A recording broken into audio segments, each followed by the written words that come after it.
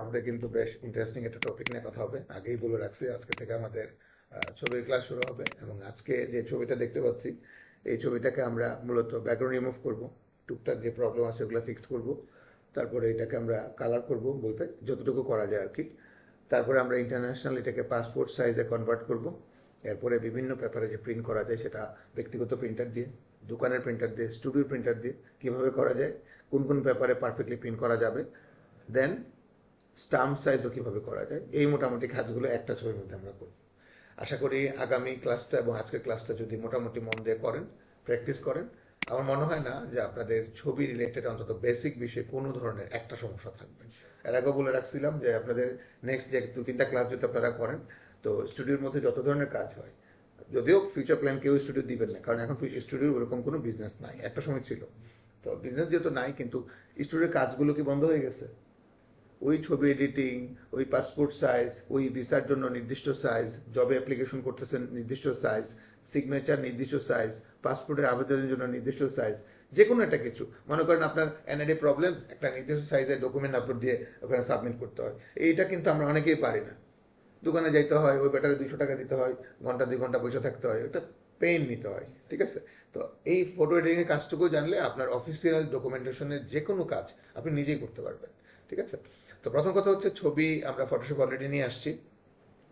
তো একটা জিনিস আমরা জানি যে ফটোশপে যদি কোনো কাজ আমরা নিয়ে আসি, মনে করেন এটা নিয়ে আসছি, এখন বলতে পারেন এটা যদি নিয়ে আসা বলে, আসলে কিন্তু না, এটা এখানে তৈরি করা হয়েছে। এখন এটার মধ্যে যদি কোথাও আমি ভুলে কোথাও চাপ দিয়ে কন্ট্রোল এস দিয়ে দেই, সেক্ষেত্রে এটা সেভ হবে না। কেন সেভ হবে না? কারণ এটা তো কোথাও এখন পর্যন্ত সেভ করা হয় না। Thank you. তো এখন কথা হচ্ছে যে এটা আমরা সেভ করতেছি, সেভ এস ডেস্কটপ, আমরা যে কোনো একটা ফরম্যাটে সেভ করতে, সরি যে পেজেতে করি, নাম দিচ্ছি হচ্ছে পি অ্যান্ড সেভ। তো অলরেডি এটা কোথায় সেভ করে রাখা আছে? ডেস্কটপে সেভ করে রাখা আছে। তো এই সেভ করা কোনো ইমেজ যখন ফটোশপে এভাবে ওপেন করব, ফটোশপ কিন্তু এখন জানে যে এটা অলরেডি কি ডেস্কটপে বা কোথাও রাখা আছে, ওখান থেকে নিয়ে আসা হয়েছে, এখন তো এখানে ক্রিয়েট করা হয় না এটা। ওকে। তো সেভ করা ডকুমেন্টে যদি কোনো কাজ আমরা করি, এবং কোনো একটা সময় আমাদের কিন্তু সিলেক্ট করতে হয়, কখনো কখনো আমাদের কি করতে হয়, ডিসিলেক্ট করতে হয়। তো আপনারা হয়তো সবাই খেয়াল করছেন কিনা, এস ডি কিন্তু একদম সাথে, এস ডি, তো কন্ট্রোল ডি দিতে যে আমাদের যদি কোনো কারণে এস এর মাঝখানে, মানে ডি এবং এস দুইটাতেই চাপ লাগে, আপনারা অবাক হবেন যে ক্লোজ করার পরে আপনি যখন দেখতেছেন যে না সেভ করবো না, আমি নো দিব, অথবা অনেকেই, আমারও এই অভ্যাস আছে যে আমি একটা ছবিতে কাজ করি, অনেক সময় ভাবি সেভ করার দরকার কি, আমার তো নো দেওয়ার প্ল্যান আছে, আমি নো দিব, সেভ করবো না, তাহলে তো এটা নষ্ট হবে না। এখন আপনি দেখেন এই ছবিটা কিন্তু পার্মানেন্ট ভাবে নষ্ট হয়ে গেছে। এই ক্ষেত্রে আনসার হচ্ছে যদি ঠিক করা যাবে কিনা, এক কথা হচ্ছে নো, কখনোই না। ঠিক আছে? তাহলে আমাদের এই একটা রিস্ক কিন্তু থেকে যায় যে আমরা একটা প্রফেশনালি একজন ডিজাইনার হিসেবে বা এডিটর হিসেবে কাজ করব, আমাদের এই ধরনের ভুল মানুষ হিসেবে হইতে পারে, কিন্তু সেটার সমাধান আমাদের হাতে থাকতে হবে।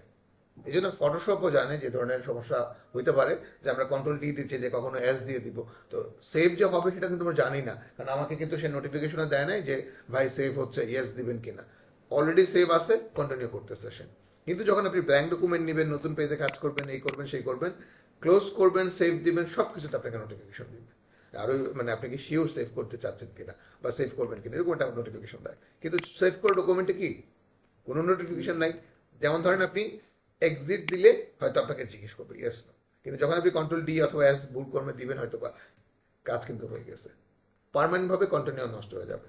এই জন্য ফটোশপে আমাদের কি করতে হবে, যে যেন একটা ছবিতে যখন আমরা কাজ করি, হয়তোবা আমরা জানি যে না আমার দ্বারা নষ্ট হবে না, এখন একটা সম্ভাবনা তো আছে, হতে পারে, এই জন্য ফটোশপ আপনাকে একটা অপশন দিছে, সেটা হচ্ছে ডুপ্লিকেট। ডুপ্লিকেট তো সবাই জানেন, এই শব্দটার সাথে আমরা পরিচিত, কিন্তু মানে সেম টু সেম আরো একটা কপি, এই ডুপ্লিকেট চাপ দিবেন এবং আরো একটা কপি এখানে পেজ তৈরি হবে। ঠিক আছে? এবং এইটা যে ডুপ্লিকেট করা পেজ, আপনার নামের সাথে কপি লেখাটা দেখলেই বুঝতে পারবেন, আর এটা যে আসল পেজটা সেটাও বুঝতে পারতেছেন, ইমেজের মধ্যে কোনো পার্থক্য নেই। এখন আপনি আবার ক্লোজ করলেও অনেক সময় আমরা কনফিউজ হয়ে যাই, দুইটাই ইভেন সেম সেম জায়গায় আছে, মনে করেন যে এটাও এটা সেম সেম জায়গায় আছে, বা এটা একটু ছোট করে নিই, এই যে একদম বোঝার কোনো উপায় নেই যে কোনটা আসলে আমার অরিজিনাল, কোনটা এখন ডুপ্লিকেট। এক্ষেত্রে আপনি এক্সিট করলে পেয়ে পাবেন। যেমন আপনি যদি এটা এক্সিট করেন, আপনাকে বলবে আপনাকে সেভ করবেন কিনা, তার মানে তো এটা মনে হয় সেভ করা নাই। আর যদি আপনি এটা এক্সিট করেন, সেভ করা আছে বলে সে জিজ্ঞেস করে নাই, সে ক্লোজ হয়ে গেছে। এই জন্য আমরা কি শিখলাম, যে কোনো ছবি যখন এডিট করব আমাদের যেন ছবিটা, মূল ছবিটা নষ্ট না হয়।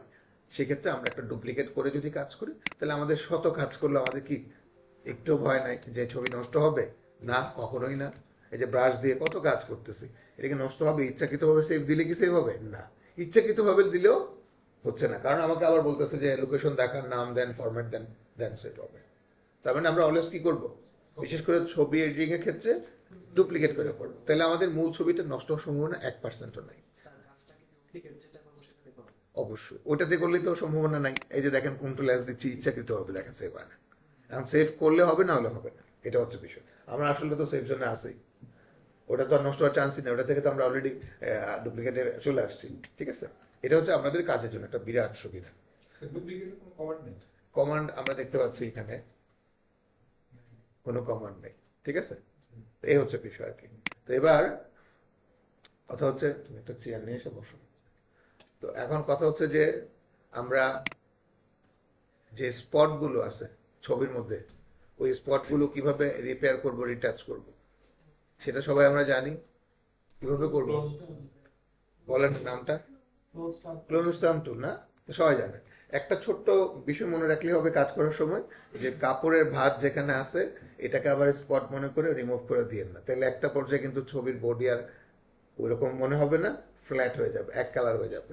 এই জন্য ভাঁজ যদি থাকে, ওই ভাঁজের মধ্যে যদি কোনো স্পট থাকে, ওই ভাঁজ থেকে কপি করে দেন ওইটাকে ঢাকতে হবে। এটা একটু মাথায় রাখলে হবে, আর কোনো কাজ নেই। আর আমি করতেছি, আপনারা তো দেখেন। তো ক্লোন স্টাম্প টুলের শর্টকাটটা ব্যবহার করলে ভালো হবে, এস।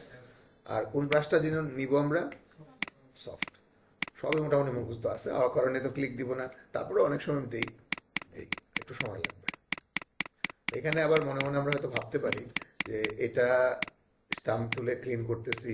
এই কাজটার নাম কিন্তু অনেক নামে বলে, কেউ বলে ইমেজ রিপেয়ার, কেউ বলে ইমেজ রিটাচ, কেউ বলে ইমেজকে রিস্টোর করতেছি আমরা।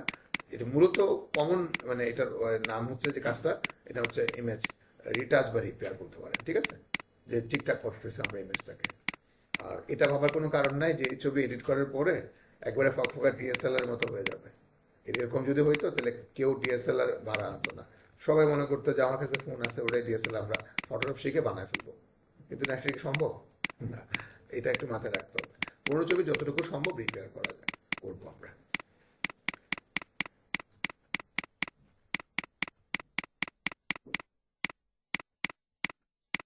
একবার আমার এক স্টুডেন্ট, অনেক আগের কথা বলতেছি, পুরোনো ছবি রিপেয়ারের ক্লাস যখন আসছে, সে তার অনেক আগেকার, মানে তার দাদারও আগের মনে হচ্ছে ছবি, অনেক পুরনো এক ছবি নিয়ে আসছে, মানে ছবির প্রায় ম্যাক্সিমাম অংশ এইভাবে নষ্ট। এটা একটু দেখাই, তারপরে আমি আবার এটা কাজে ব্যাক করতেছি। এই যে এভাবে নষ্ট আর কি, মানে এক কালার দিয়ে না, ওই আগেকার ছবিগুলো কিন্তু ব্ল্যাক অ্যান্ড হোয়াইট, এবং পানি লাগলে ওই জায়গাটা মানে গলে যেত। ঠিক আছে, কালিটা গলে যেত। তো এরকম কেমন হয়তো একটা কাল্পনিক চিন্তা করেন। তো ওরকম গলে যাওয়া অবস্থা হচ্ছে এভাবে। এখন ওই ব্যক্তির ফেসে কোনো কিছু বোঝা যাচ্ছে না। এখন আমাকে বলছে, স্যার গ্রাফিক্স ক্লাস তো সব কিছু রিপেয়ার রিটাচ ঠিকঠাক করা যায়, তা আমার এই ছবিটাকে আমি রিপেয়ার করতে পারবো? এখন আমি যদি তারে সবার সামনে বলি যে না পারবো না, দুইটা বিষয়। এক নম্বর হচ্ছে স্যার আমার নিজেই পারে না, এই জন্য পারবো না। হ্যাঁ, এরকম একটা ব্যাপার সবচেয়ে লজ্জাকর হবে, এবং সেও অনেকটা কষ্ট পাবে যে স্যারকে ক্লাসে জিজ্ঞেস করছে, না করছে। আমি তার বুদ্ধি করে বললাম, যেহেতু এটা রিপেয়ার করা আসলেই সম্ভব না, যেহেতু ফেসের মিনিমাম আকৃতি বোঝা যাচ্ছে না, তা আমি একটা কাজ করি, তুমি এক কাজ করো, স্টুডিওতে যে কথা বলে আসো যে এটাকে রিপেয়ার করে আদৌ সম্ভব হবে কিনা। ওনারা যদি এগ্রি করে তাহলে আমরা পারবো, আর ওনারা যদি এগ্রি না করে তাহলে বুঝতে হবে হবে না। তো পরের ক্লাসে এসে হাসতেছে মিটিমিটি করে, কি ব্যাপার? ও স্যার বুঝতে পারছি কেন পাঠাইছেন। মানে যে কথা সেই কাজ, স্টুডিও থেকে এসে বলে এটা সম্ভব না। আমি আবার এটাও শেখাই দিয়েছি যে বইলো টাকা সমস্যা নেই, যত লাগে দিব। তো চেহারাই বোঝা যাচ্ছে না, টাকা দিলে কার চেহারা এখানে ম্যাচ করবে? আর সে মানবে এটা তার রিলেটিভ না। তো এই জন্য যদি রিপেয়ারের ব্যাপারটা এরকম হয় যে অর্ধেকটা, মানে কিছুটা আঁচ করতে পারতেছেন, সেটা ধরেন অর্ধেকটা কিছু নষ্ট, সেটা আপনি ঠিক করতে পারবেন ইজিলি ফেসটাকে ফ্লিপ করে। তো ওটা আমি আপনাদের দেখাই দিব পরে। তো যেহেতু ছবির ক্লাস শুরু হয়েছে, আস্তে আস্তে কথা হবে আর কি। তো কিছু কাজ আছে যে আপনাদের কাছে মনে হবে যে অনেকটা হবে, কিন্তু আপনারা প্রমাণ হিসাবে ওই একই কথা স্টুডিওতে যে কথা বলে আসতে পারেন যে এটাকে আদৌ হবে কিনা। যদি স্টুডিওতে হয় আমরা পারবো। ছবিতে বিশেষ করে পুরনো ছবিতে অনেক নয়েজ থাকে, ওটা আসলে ওইভাবে রিপেয়ার করা যায় না। যতটুকু স্পট থাকে এটা আমরা রিপেয়ার করতে পারি। প্রচুর নয়েজ আছে, এটা তো দেখতে পাচ্ছেন। তো এই নয়েজ তেমন একটা রিপেয়ার করা যায় না। ঠিক আছে।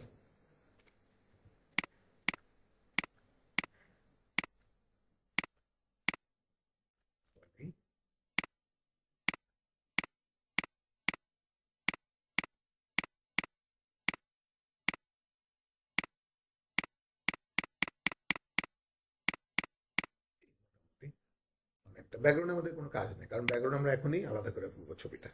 তো প্রথম কথা হচ্ছে, যে টুলের মাধ্যমে আমরা ব্যাকগ্রাউন্ড থেকে যে কোনো ছবি আলাদা করব, এই ফটোশপের মধ্যে খুবই পাওয়ারফুল টুল হচ্ছে এটা, এবং বলতে পারেন মোস্ট পাওয়ারফুল টুল হচ্ছে এটা। সবগুলি কম বেশি গুরুত্বপূর্ণ, কিন্তু পেন টুলের গুরুত্বটা অনেক বেশি। একজন গ্রাফিক ডিজাইনারদের এই টুলটা সম্পর্কে খুব ভালো জানতে হয়, শুধু জানলেও হয় না। এবং এটার গুরুত্ব কত বেশি, ফটোশপে যেমন এই টুলটার শর্টকাট হচ্ছে পি প্যান টুল, যেভাবে আমরা ব্যবহার করব সেম টু সেম ইলাস্ট্রেটরেও এই টুলটার ব্যবহার আমরা করব। এই প্যান টুল নামও সেম, শর্টকাটও সেম। তার মানে গুরুত্বটা কত বেশি, ফটোশপও আছে, সামনে যে ইলাস্ট্রেটর শিখবো ওটার মধ্যেও আছে। তো এটাতে আপনারা পারবেন না এমন কোনো কাজ নাই, করতে পারবেন। তো এটার জন্য প্রথমে কি করতে হবে, আমরা এই টুলটা চুজ করতেছি। এটা নেওয়ার পরে কেউ তাড়াহুড়া করবেন না, কারণ এই টুলটা নেওয়ার পরে আপনাকে সিলেক্ট করতে হবে যে কি হিসাবে আপনি মূলত প্যান টুলে কাজটা করবেন। তো আমরা আপাতত কাজ করব পাথ হিসেবে।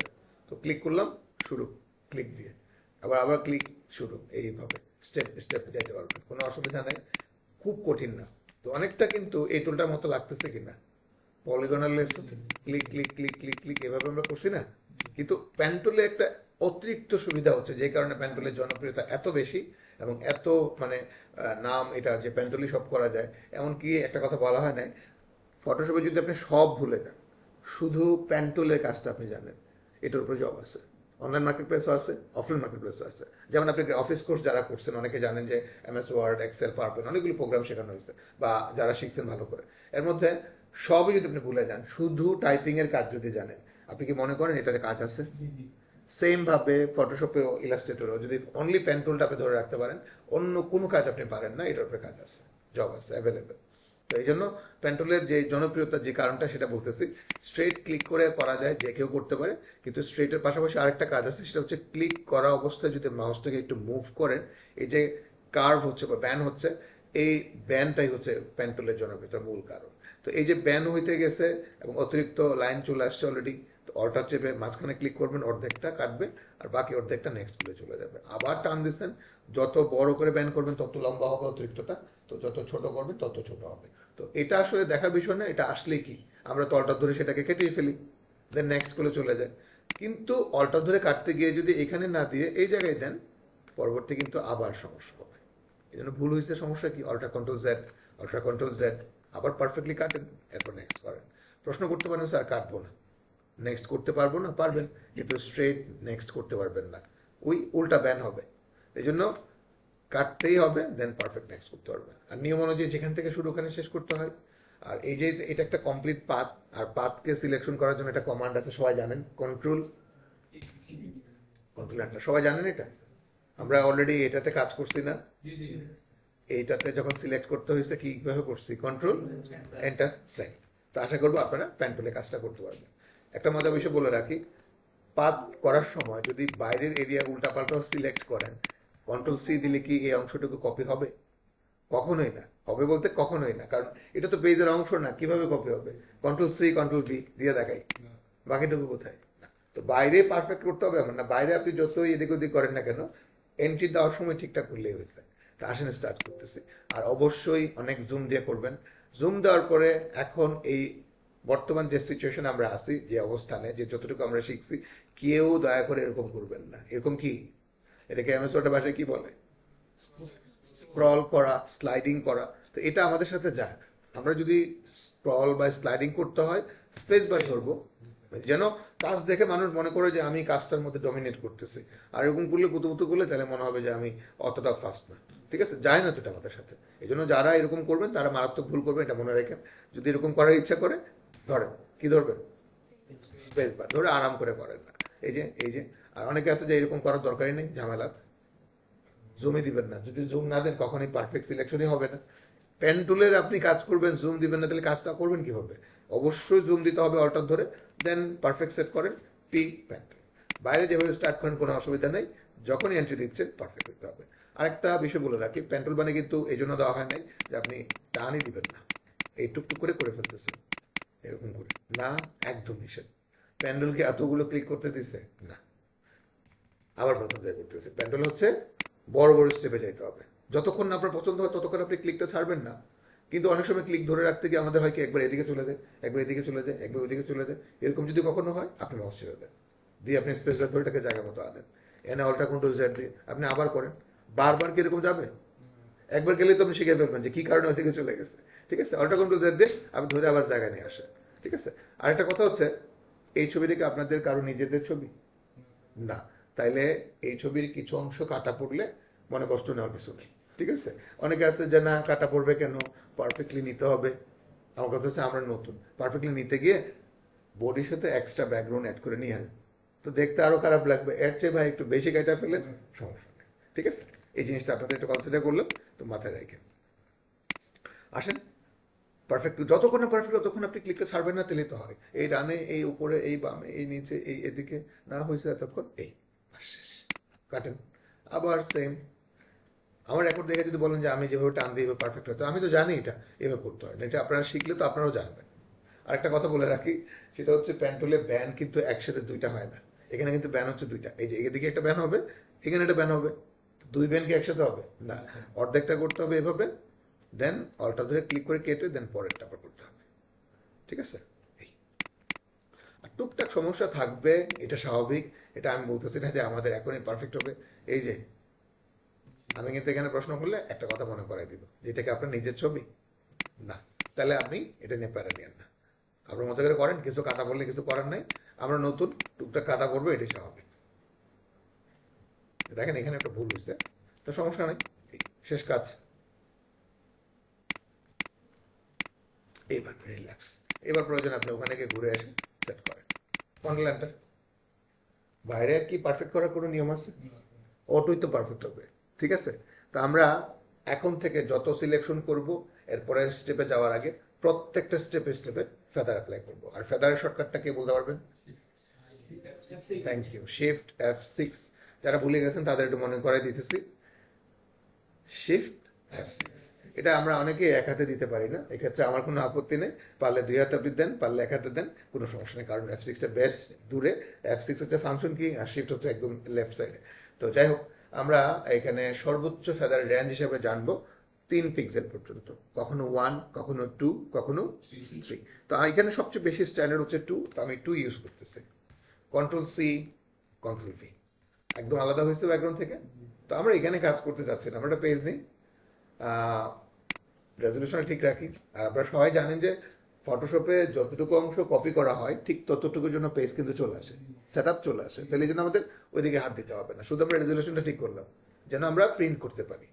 ওকে, তো ব্যাকগ্রাউন্ড কালার হিসেবে আমাদের বাংলাদেশের মোস্ট ট্রেডিশনাল একটা কালার আছে, অনেকে যারা স্টুডিও থেকে ছবি প্রিন্ট করছেন জানেন, এরকম একটা ব্লু কালার দেওয়া হয়, তো আমরাও দিলাম, কন্ট্রোল চলে আসছে।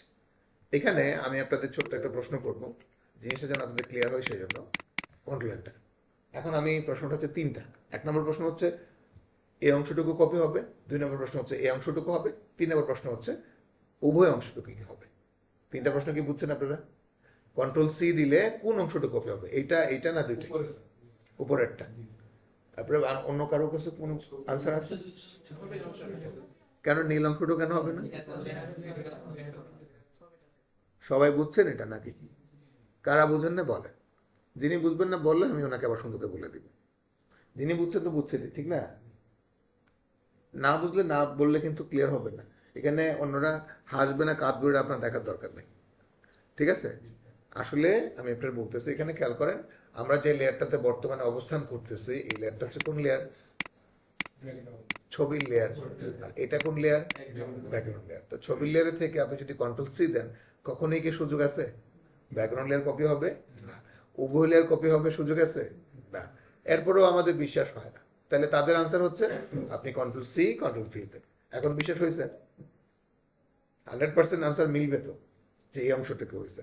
আবার আপনি ভাবতেছেন দেখি তো নিচেরটাই করবো, উপরেরটা না, তাহলে উপরটা কেমনে হবে? আপনি এখন সুইচ করলেন ব্যাকগ্রাউন্ডে, কন্ট্রোল সি কন্ট্রোল ভি দিলে কোথায় পেস্ট হবে? শুধু ব্যাকগ্রাউন্ড অংশটুকু হবে, ছবির অংশটুকু কি হবে? এক পিক্সেলও তো হওয়ার সুযোগ নেই, কারণ আমরা ওই লেয়ারেই তো নেই। এই জিনিস সবাই ক্লিয়ার হয়েছে তো? ঠিক আছে, জাস্ট 1 মিনিট আসতেছে।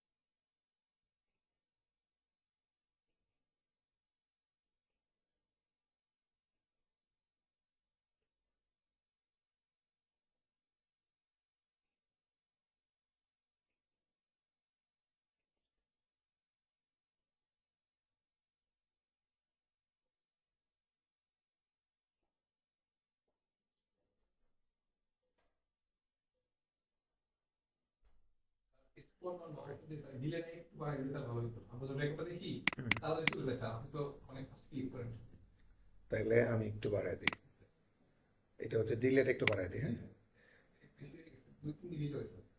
3 দিলাম, ঠিক আছে।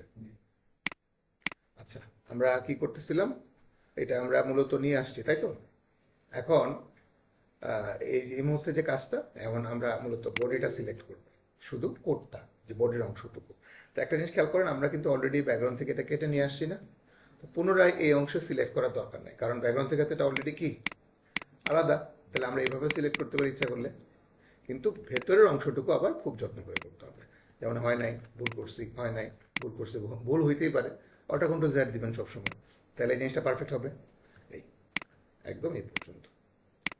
এখানে কিন্তু সামান্য একটু কাজ, বডিটা যখন ব্যাকগ্রাউন্ড থেকে আলাদা করে নিয়ে আসবেন, দেখেন কাজই নেই, শেষ কাজ। এই যে কন্ট্রোল সামান্য একটা ফেদার হবে, আবারও কত, প্রতিটা স্টেপে কিন্তু ফেদার দিতে হবে। কালার করা শর্টকাট হচ্ছে কন্ট্রোল পি, যারা ভুলে গেছেন তাদের মনে করাই দিতেছি, সেটা হচ্ছে কন্ট্রোল পি, কালার ব্যালেন্স। কি কালার করবেন সেটা আপনি ডিসাইড করেন, ব্লু, ইয়েলো, ইচ্ছা, ওকে, কন্ট্রোল পি। সেম ভাবে তার বাকি অংশ করতেছি আমরা।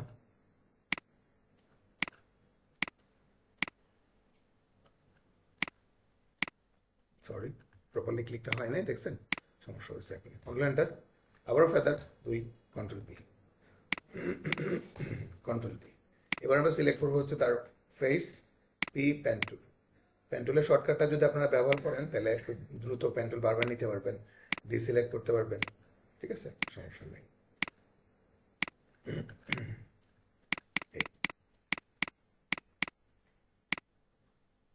এই জায়গাটাতে একটু কভারেজ বেশি এরিয়া, এই জন্য আমরা ফেদার 1 পিক্সেল বাড়াই দিতাম কত, আমরা 2 দিতাম, এখন আমরা দিব 3, কন্ট্রোল পি।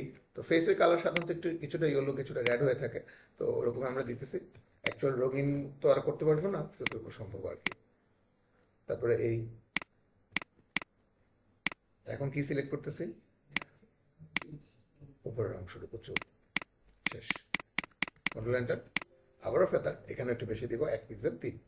তো কালার করার জন্য কন্ট্রোল বি, যদি আপনার হেয়ার কালার করতে চান, আর কালার করতে না চাইলে যদি ব্ল্যাক করতে চান কন্ট্রোল এল, লেভেলের মাধ্যমে আপনারা চাইলে কিছুটা ডিপ করতে পারবেন। কাজ শেষ, কন্ট্রোল ডি।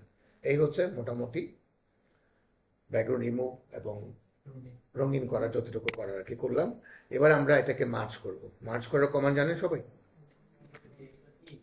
তো এবার আমরা এই ছবিটাকে ইন্টারন্যাশনাল পাসপোর্ট সাইজ ছবি করব, কিন্তু তার আগে বলে রাখি, এটা কিন্তু যিনি ছবিটা তুলছেন উনি কিন্তু পাসপোর্টের জন্য তুলেন না, কারণ পাসপোর্টের শর্ত হচ্ছে কানের যে ব্যালেন্সটা 2 সাইডে সমানভাবে দেখা যেতে হবে। তো এটার মধ্যে সেটা নাই, তারপর আমরা এটার মাধ্যমে প্র্যাকটিস করতেছি আর কি, ঠিক আছে। তো সি হচ্ছে ক্রপ টুল।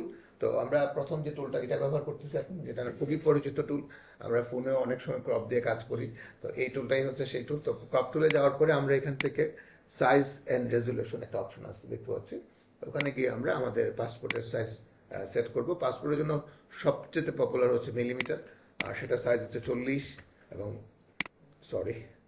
50, ঠিক আছে। এক্ষেত্রে রেজুলেশন তো সবাই জানেন, প্রিন্ট জিলিটে 300 হয়ে থাকে।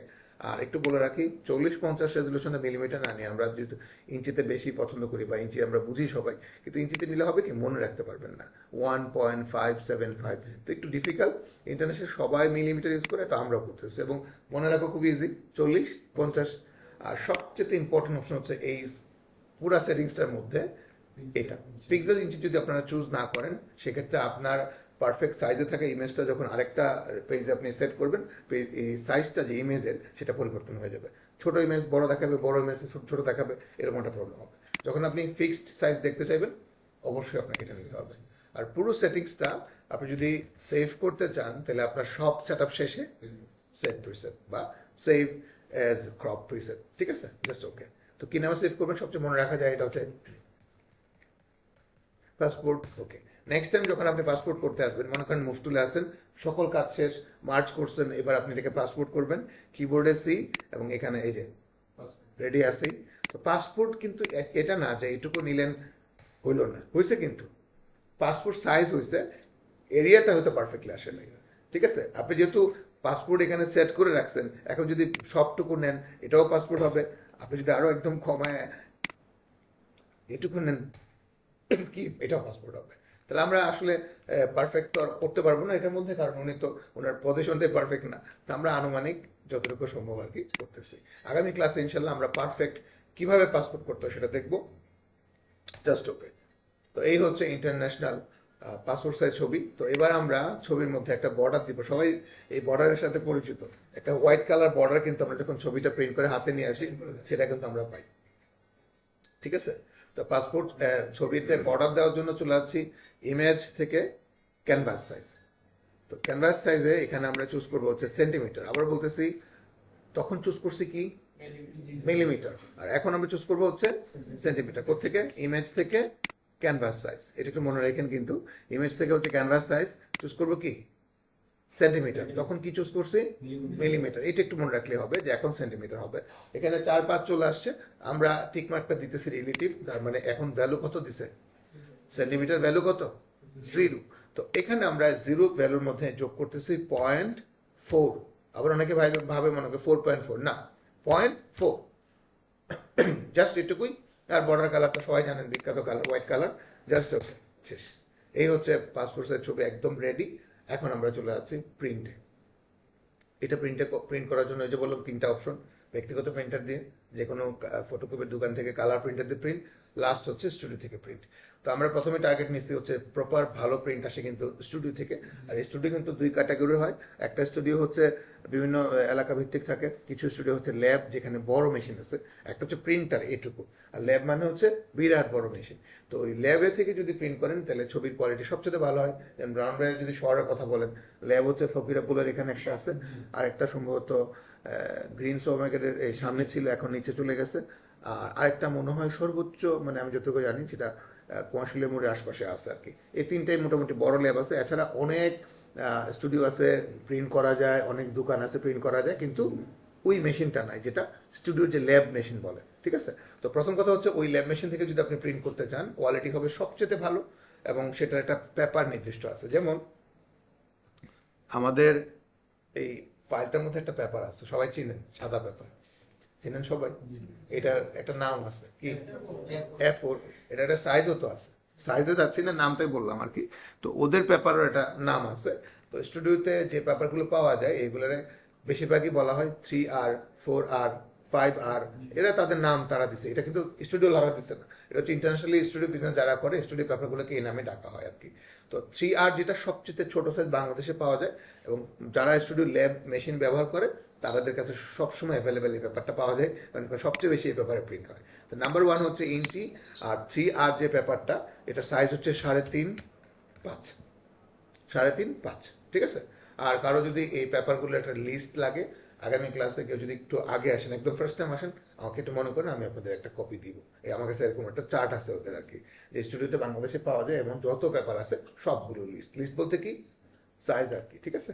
তো 3.5 কি ইঞ্চি, রেজলিউশন 308 GB, ওকে। তো বর্ডার কালারের মধ্যে যেহেতু হোয়াইট কালার, আমরা ব্যাকগ্রাউন্ড হোয়াইট থাকলে তো আমরা বর্ডারটা দেখবো না, যে কোনো একটা কালার ফিল করি। এখন আমরা ছবিটা নিয়ে আসতেছি, কন্ট্রোল কন্ট্রোল সি এবং কন্ট্রোল ভি, চলে আসছে। আমরা এখানে রাখলাম, কেউ গ্যাপ মেনটেন করবেন না, ঠিক আছে, যে বর্ডার কাটা যায় কিনা, না। স্টুডিওতে কোনো কিছু যদি প্রিন্ট করা হয় ওই পেপারে 100% প্রিন্ট করতে পারে, ঠিক আছে। আবার এই পাশে রাখেন, আবার একদম সাইডে যদি আপনি নাও নেন তাহলে আপনি কাটতেও তো পারবেন না, ঠিক আছে। সিলেক্ট, এখানে রেখে দেন, তাহলে একটা 3R পেপারে আপনি প্রিন্ট করতে পারবেন 4 কপি পাসপোর্ট, এবং যথেষ্ট ফাঁকা জায়গাও থাকে। কিন্তু এটাতে আপনি কোনো কিছু করতে পারবেন না, কারণ এই জায়গাটা একটু এমন একটু জায়গা যে এটার মধ্যে কিছু করা যায় না, অতিরিক্ত কেটে ফেলে দিতে হবে।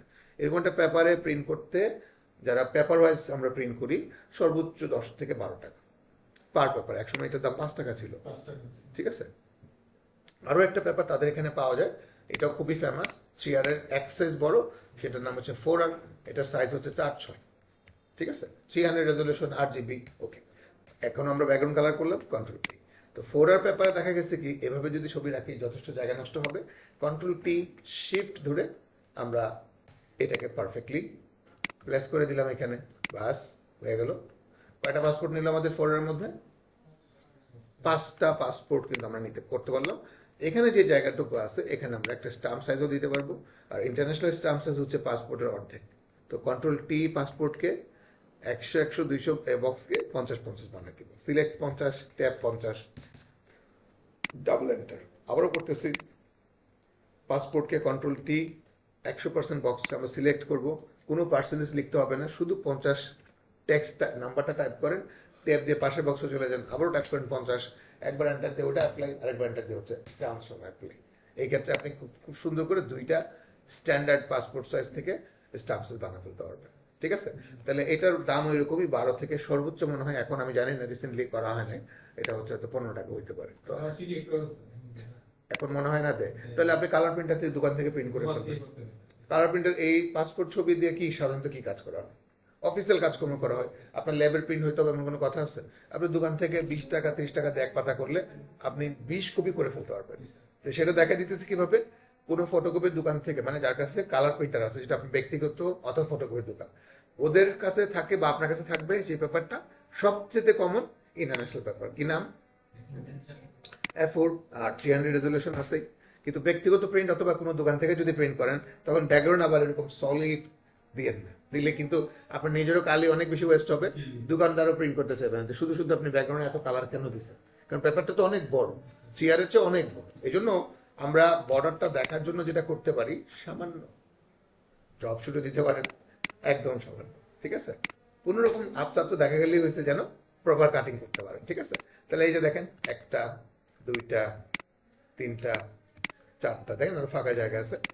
এই হচ্ছে 4টার পরে আরো কপি করে 8টা, এখন কয়টা হয়েছে? 12। এখন শুরু আরো দেখেন, প্রায় 20 কপি আপনি এট এ টাইম 30-40 টাকা দেন, সর্বোচ্চ 30 থেকে 40 টাকা নেবেন, প্রিন্ট করে ফেলতে পারবেন। আর এক পাতা প্রিন্ট করলে আমার মনে হয় 1-1.5 বছরে আর প্রিন্ট করতে হবে। অফিসিয়াল এখন কি প্রয়োজন? এটা তো হবেই, বুঝলি, একটু সস্তা। এত ছবি 2-4টা নষ্ট হলে কি হবে? এমনিতে স্টুডিওতে করলে একটা 10 টাকা করে নেবে, 4টা 40 টাকা। এখানে 20 কপির মধ্যে 5 কপি নষ্ট হয়, তো কি হবে? কোনো সমস্যা নাই তো।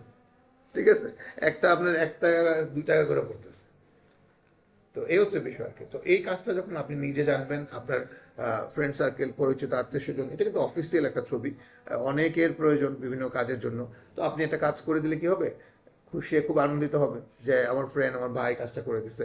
যদিও তার যে এখানে একটা বিশাল অ্যামাউন্টের টাকা সেভ হবে এমন না, তার একটা সময় সেভ হবে, তার মেইনলি আনন্দটাই বেশি হবে যে আমার ফ্রেন্ড, আমার ছাত্র, আমার কাজিন, মানে থাকে না, আমি আমার কত স্যারকে যেটা করে দিছে ধরনের ছবি, কি যে খুশি হয়েছে, যেটা আপনি 1,000 টাকা খরচ করে যদি গিফট করেন কোনো কিছু, তার চেয়ে তো মানে অনেক বেশি খুশি হয়েছে যখন একটা ছবি আপনি এডিট করে দিবেন। ঠিক আছে, ছবি কিন্তু একটা পার্সোনাল জিনিস, যে একটা ছবি কাউকে আপনি এডিট করে দিচ্ছেন, অফিসিয়াল ছবি, যে সে কোথাও অ্যাপ্লাই করবে, ভিসার জন্য অ্যাপ্লাই করবে, জবের জন্য অ্যাপ্লাই করবে, তার একটা ছবি, তার একটা সিগনেচার, সব ডকুমেন্ট আপনি নির্দিষ্ট সাইজে সাইজে করে দিচ্ছেন, দেখবেন যে অনেক বেশি খুশি হবে। যেটার জন্য আমাদেরকে অনেক সময় দোকানে যে করতে হয়, এই যে অনলাইনের দোকানগুলোতে আমাদের যে পাসপোর্টের জন্য এনআইডি, বিভিন্ন সংশোধনের কাজে বা একাডেমিক সার্টিফিকেট চেঞ্জের জন্য অনেক সময় আমরা যাই অ্যাপ্লিকেশন। মেইন রিজন কি জানেন? ডকুমেন্ট স্ক্যান করার পরে একটা নির্দিষ্ট সাইজে সেট করতে পারে না, এটা কোনো কাজই না, শেখার পরে আপনার কোনো কাজই মনে হবে না। ঠিক আছে, তা আশা করবো আগামী ক্লাসে আপনারা এরকম একটা পাসপোর্ট সাইজ ছবি, স্টাম্প সাইজ ছবি 3R 4R এবং A4 সাইজে করে নিয়ে আসবেন। আর আজকের ক্লাসের শেষ কাজ হচ্ছে, কখনো কখনো আমরা স্টুডিওতে গিয়ে স্ক্যান করে ছবি আমরা প্রিন্ট করতে বলি। যে ছবিটা ধরেন আমার কাছে আছে, এই ছবিটা স্ক্যান করে বলি প্রিন্ট করতে, না আমি এখন নতুন করে ছবি তুলবো না। কারণ আপনার কাছে থাকা ছবির মধ্যে ধুলোবালি, বিভিন্ন ময়লা, মানে অনেক নয়েজ, তারপরে কি বলে কুচকানো থাকতেই পারে। এই ছবিটাও সেম এরকম একটা ছবি, যে যারা স্টুডিও ছবি তুলছেন তারা দেখবেন ওদের ডেলিভারি করা ছবির পেছনে তাদের যে ফোল্ডারের নাম্বারটা দেওয়া থাকে, কারণ নেক্সট টাইম যেন আপনি স্টুডিওতে গেলে তারা আপনার ছবিটা খুঁজে বের করে আপনাকে প্রিন্ট দিয়ে দিতে পারে। তো একসাথে যখন আপনি মানি ব্যাগে বা কোথাও ছবিগুলো রাখবেন, একটার থেকে তো একটার মধ্যে এরকম কলমের কালি লাগতেই পারে। তো এরকম সমস্যাও তো আপনার ছবিতে থাকতে পারে। তখন আপনি কি বললেন যে ভাই আমার এই 1 কপি ছবি থেকে আপনি 4 কপি বানায় দেন। তো তখন সে কি করবে? ছবিটাকে স্ক্যান করবে। তো স্ক্যান মেশিনে যখন স্ক্যান করবে, ছবিটা একটু বাঁকা আসতেই পারে। আমরা যদি এখন স্ক্যান করি না, ফোনে স্ক্যান করে ফেলি, যদি অ্যাকচুয়ালি প্রপার স্ক্যান হচ্ছে স্ক্যানার মেশিন দিয়ে স্ক্যান করতে হয়। তো স্ক্যানার মেশিন খুব বেশি দাম না, যারা প্রফেশনালি ছবির কাজ করে তাদের তো ব্যক্তিগত এরকম স্ক্যানার থাকেই, যারা বিজনেস করে তারা 100% থাকে, কারণ অনেক সময় ফুল সিভি স্ক্যান করতে হয়, বাসার দলিল স্ক্যান করতে হয়, একাডেমিক সার্টিফিকেট স্ক্যান করতে হয়, তাহলে এইসব স্ক্যানার মেশিন আপনাদের লাগে। তো স্ক্যানার মেশিন ব্যবহার করার নিয়মটা বলে দিই। আপনারা যারা নিজেরা স্ক্যানার মেশিন ব্যবহার করবেন, ফটোশপ একটা অপশন আছে, এটা হচ্ছে ইম্পোর্ট ভায়া সাপোর্ট। এই ইম্পোর্ট ভায়া সাপোর্টে গেলেই আপনি যে ব্র্যান্ডের স্ক্যানার কানেক্ট থাকবে, সাধারণত সবচেয়ে বেশি স্ক্যানার পাওয়া যায় হচ্ছে ক্যানন। তো ক্যাননের নামটা এখানে শো করবে, তো ওইটাতে ক্লিক করে স্ক্যান চাপ দিলে আপনার সামনে স্ক্যানার মেশিনে যদি ডকুমেন্ট দেওয়া থাকে ওইটা সামনে সাহায্য করবে, এইরকম ইমেজ আকারে সেম। তো এটাও কিন্তু একটা স্ক্যান করা ফটো। তো স্ক্যান করা ফটো সামনে আনার পরে প্রথম আমাদের কাজ হচ্ছে এটাকে কি করা, সোজা করা। তো সোজা করার জন্য একটা নিয়ম আমরা অলরেডি জানি, একদম শুরুর দিকে দেখছি পার্সপেক্টিভ টুলের মাধ্যমে এরকম করে করে আমরা ঠিক করছি, দেন অ্যাপ্লাই করছি, সোজা হয়েছে। করছেন না? এটা কিন্তু 100% পারফেক্ট নিয়ম না। 100% পারফেক্ট নিয়ম কোনটা জানেন? এই টুলের মাধ্যমে। কি নাম এটা? রুলার টুল। এই টুলে আপনি যেখানে উপরে অথবা নিচে যেখানে সোজা আছে কিছুটা, সোজা বলতে ওই অ্যাঙ্গেলটাই সোজা আছে আর কি, তো ওটা আপনি অল্প করেও করতে পারেন, বড় করেও করতে পারেন। তো প্রপারলি করার পরে যদি ক্লিয়ার না হয়, আপনি ক্লিয়ার করে দেন, আবার প্রথম থেকে করবেন, সমস্যা নাই। এইটা করার পরে আপনার কাজ কি, ইমেজ থেকে ইমেজ রোটেশন এই অপশনে এসে আরবিট্রারি জাস্ট ওকে, কত ডিগ্রি বাঁকা আছে সেখানে বলতেছে, ওই স্কেল মানে ওই যে স্কেলটা মেপে নিয়েছেন কত ডিগ্রি, জাস্ট ওকে 100% সোজা করে দিয়েছে। ঠিক আছে? তো দেন এখন আপনি ক্রপ করতে পারেন। আর ক্রপ টুল তো সবার চেনেন, মাত্র আমরা সেট করলাম, এখন আমরা এটাকে ছোট করতেছি। আর একটা কথা মনে রাখেন, স্ক্যান করা ছবিতে যখন আমরা কাজ করব, এই কথা মনে রাখতে হবে যে অলরেডি কিন্তু এই ছবিটা একবার এডিট করা হয়েছে, এডিট করার পরেই তো প্রিন্ট হয়েছে, তারপরে ছবি নষ্ট হয়েছে, ধুলো বলে অ্যাড হয়েছে, স্ক্যান করা হয়েছে, এখন আমরা আবার এটাকে ঠিক করবো। তো খুব বেশি এডিটের এখানে সুযোগ নাই। ঠিক আছে? আচ্ছা, তো এবার ক্রপও করে ফেলছে, এখন কি সাইজ আছে এটা? একদম স্ট্যান্ডার্ড পাসপোর্ট সাইজ হয়ে গেছে। এখন শুধু এটাকে একটু ঠিকঠাক করবো, দেন বর্ডারে চলে যাবো। তো এরকম স্পট থাকলে কি করা? ক্লোন স্টাম্প টুল।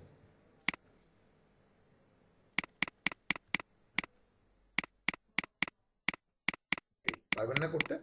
এটা একটা ওয়ে। আরেকটা ওয়ে দেখাই দিই আপনাদের, সেটা হচ্ছে সবচেয়ে সহজ।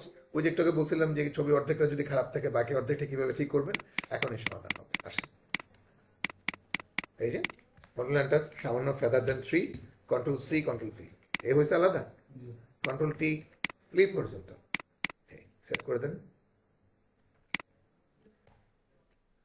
বাস হয়ে গেল। কন্ট্রোল ই, মার্চ, কেউ ধরতেই পারবে না, স্মুথ করবে, নাহলে দাগ দাগ পড়বে। হ্যাঁ, এই যে আমি ফেদার ছাড়া ফেদার দিয়ে দেখাচ্ছি, তাহলে বুঝতে পারবে। মনে করেন আমি একটু ডিরেক্ট কপি করলাম, কন্ট্রোল সি, কন্ট্রোল ভি, এটা হচ্ছে ফেদার ছাড়া। এখন আমি আবার কপি করতেছি ফেদার দিয়ে, কন্ট্রোল সি, কন্ট্রোল ভি, এই হচ্ছে ফেদার সুবিধাটা, দেখছেন? মনে করেন আপনি এটার উপর এটা রাখছেন, কতটা স্পষ্ট। কিন্তু এটা যদি উপরে নিয়ে আসেন ওইটা, আপনি দেখেন বোঝা যাচ্ছে না। ফেদার ছাড়াটা যদি উপরে নেন, আবার বলতেছি, ফেদার ছাড়াটা যদি উপরে নেন কিরকম স্পষ্ট, আর ফেদার দিয়ে রাখছি মিলে গেছে অনেকটা, এই জন্যই ফেদার দিতেছি আমরা বারবার। এবার আমরা দ্রুত করার জন্য ব্যবহার করতেছি হচ্ছে quick selection tool. Face, body সব সিলেক্ট করে ফেললাম, আবারও সামান্য ফেদার 1 একদম কমাই দিলাম, control C, control V, background একদম হোয়াইট, ব্যাস ক্লিন হয়ে গেলে একদম ফ্রেশ। ফেসে থাকা কোনো স্পট অথবা চুলে থাকা কোনো স্পট, ওইটার কোনো শর্টকাট নাই, আপনাকে বসে বসে ওই ক্লোন স্টাম্প টুল ব্যবহার করতে হবে। অন্যগুলো তো বেশ শর্টকাট দেখাইছি, এটা কোনো শর্টকাট নাই, আস্তে আস্তে করতে হবে, কিছু করার নেই। সব শেষ, মার্চ।